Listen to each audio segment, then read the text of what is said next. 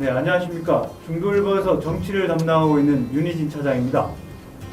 2018년 6.13 지방선거가 7개월도 남지 않았습니다. 대전시는 이제 권선택 전 시장이 시장직을 상실하면서 더 관심이 좀 뜨거워지고 있는데요.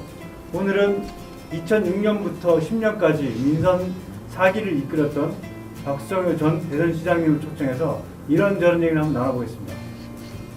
박성효 전 시장님께서 오셨습니다. 네. 안녕하세요. 안녕하세요. 박성효입니다. 네.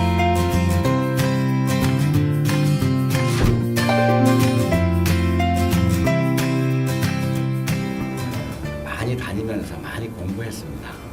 그러면서 특별히 제가 관심 갖고 한 일은 일주일에 한 3-4번 정도는 봉사활동 현장에 있었습니다.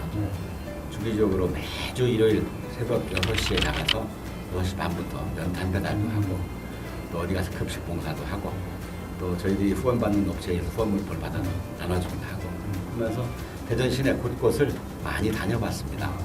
또 혼자 한 게 아니라 많은 분은 압니다만 제 부족한 아들이 있습니다. 용현이하고 같이 그런 활동을 하면서 지냈습니다. 정치하는 사람들이 못 이룬 꿈을 이루기 위해서 도전하는 것은 아마 일상적일 겁니다. 특히 저는 대전서 나서 태어나서 여태까지 살고 있고 제 공직 생활도 주로 대전시에서 했습니다. 아마 제가 가장 특이한 이력을 갖고 있을 건데 계장, 과장, 국장, 실장, 부시장, 시장이라고 해서 계층별로 모든 분야의 업무를 해본 경험이 있습니다.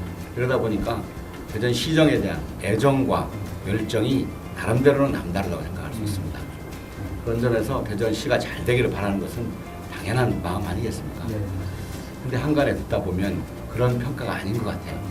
또 대전시정이 지금은 굉장히 위기 상태다, 어렵다, 되는 일도 없다 이런 얘기들을 들으면서 우리 고향, 내가 평생을 바쳤던 대전시를 위해서 다시 한번 새로운 꿈을 이룰 수 있는 새로운 대전을 만들어 가야 될 나름대로 어떤 소명의식 같은 걸 느끼고 있습니다. 네.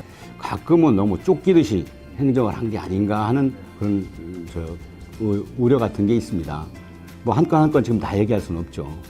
근데 대표적으로 지금 시청 앞을 지나오다 보니까 많은 천막과 현수원들이 있어요. 이게 자체가 소통이 안 됐다는 반증 아니겠어요. 그리고 특별히 원일평공원에 대해서는 정말로 신중해야 됩니다. 도시의 하나의 허파인데 여기다가 무슨 1000세대 가까운 아파트를 짓는다는 것은 말이 안 된다고 생각을 해요. 대전시 교통 문제도 단지 트램 하나만 볼 수 있는 건 아니잖아요. 교통이라는 게 여러 가지가 엮여 있지 않습니까? 지하철 1호선과 연계해서 충청권 광역철도망 사업을 조속히 마무리를 하고 또 그 연장선상에서 순환선을 검토하는 일인데 그게 권 시장과 전 시장님 간의 의견이 다르잖아요. 뭔가 다시 정돈해 볼 필요가 있다고 분명히 보는 거고 근데 걱정하는 사람이 많더라고요. 트램에 대해서. 트램이든 지하철이든 뭐든 간에 그건 그거대로 필요하지만 그 전 단계 별도로 도로교통망 구성을 원활히 해놓는 것이 기본 필수 사안입니다. 그런 부분도 함께 고려를 해야 된다고 저는 봐요. 근데 너무 지나치게 한쪽으로만 막 쫓아가듯이 몰고 간 게 아닌가 하는 그런 다소 걱정이 있습니다. 저는 지금 현재의 대전시의 현안을 한 3가지 정도로 봅니다. 여기저기서 지금 장사가 안 돼서 어렵다는 얘기를 많이 들어요.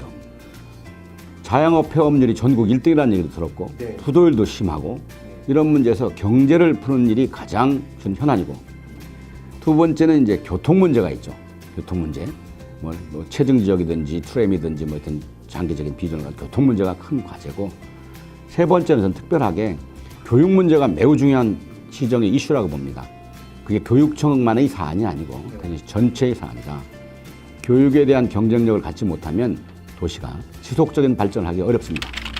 최근에 대전시 많은 인구가 세종시로 빠져나갔는데 여러 이유가 있겠지만 아마 젊은 분들이 가는 것은 아마 교육에 하기 좋은 우월성이 있어서 그런 게 아닌가 하는 생각이 들고 이 교육과 경제가 또 맞물리게 돼 있습니다. 그래서 대전시 뭐 교육청이 나눠진 기관이긴 하지만 본질적으로는 한 개의 기관으로 봐야 됩니다. 그래서 교육에 대한 획기적인 지원과 투자가 이루어져야 우리 대전시가 발전하는 데 큰 도움이 되리라고 하는 그런 나름대로의 생각을 갖고 있습니다. 우선 먼저 대전시로 보나 권선택 시장 개인으로 보나 안타깝고 안 된 일이죠. 그리고 아마 이게 전 광역시 중에서는 전무후무한 일이 아닌가 하는 생각이 듭니다. 그런 과정에서 재판 과정이 정말로 합당했나 하는 의구심도 갖게 돼요. 3년이 넘게 끌고 오는 것 자체도 네. 문제가 있고 죄가 없으면 빨리 무죄로 해줘야 되고 있으면 빨리 정리해서 시정이 다시 제자리를 찾도록 해야 되는데 그 부분이 안타깝고 또 한 가지는 이제 그러다 보니까 공직 내부가 많이 흔들리게 되는 것이 이제 공직자들이 누구 말대로 무슨 도구가 아니라 네. 저는 한 도시의 발전을 끌고 가는 성장 엔진이라고 보는 겁니다. 그분들의 사기가 매우 중요한 변수입니다.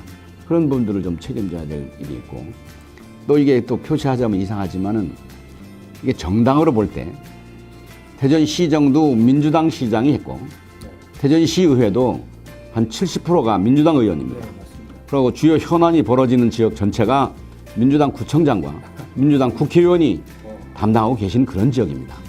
그래서 이런 부분도 뭔가는 우리로 하여금 생각하게 하는 부분이 아닌가. 제가 시장하는 동안에 하도 일을 많이 시켜서 우리 공무원들이 좀 싫어했다는 소리를 들었어요. 네. 그래서 그것 크게 반성하고 있고 또 요새 트렌드가 네. 그런 게 아니잖아요. 그렇죠. 그래서 일 욕심만 너무 앞세워서 하는 것은 좋은 리더십이 아니다. 그래서 같이 구성원들에 대한 네. 휴식과 사기 또 삶 이런 것들로 조금 더 고려하는 시대가 됐지 않는가 싶고요. 공식적이 아닐 때는 저 굉장히 재미난 사람으로 불립니다. 네, 저도 잘하고 있습니다. 아유, 시민 여러분들께서 요새 참 어렵다고 많이 하시죠. 비가 올 때 우산을 씌워주는 일도 중요하지만 제가 현재 입장에서는 같이 비를 맞는 그런 입장이었습니다. 앞으로 서로 더 용기와 힘을 내서 여러분의 가정과 또 생활이 좀 나아지고 대전이 좀 더 살고 싶은 도시가 될 수 있도록 하는데 같이 힘을 모아주시기를 바랍니다.